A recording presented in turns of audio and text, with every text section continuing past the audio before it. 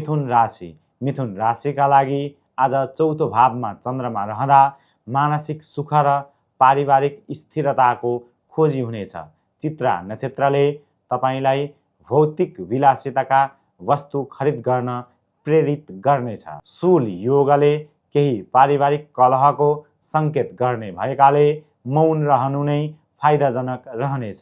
स्वास्थ्यमा छाती वा फोक्सोको संवेदनशीलता बढ्न सक्छ। धुलो धुवाँ चिसोबाट जोगिनुहोला। घर कर्णको प्रभावले घर जग्गाको कारोबारमा संलग्न हुनेहरूलाई फाइदा पुर्याउनेछ। दिनको 3 बजेपछि चन्द्रमाको स्थिति बदलिँदा सन्तान पक्षबाट खुसीको खबर प्राप्त हुन सक्ने खालका सम्भावनाहरू रहेका छन्। हजुरको लागि लक्की नम्बर 9 रहेको छ भने लक्की कलर मरुन कलर रहेको छ। हजुरले ख्याल गर्नुपर्ने कुरा भनेको आमाको स्वास्थ्यमा विशेष सावधानी अपनाउनुहोला।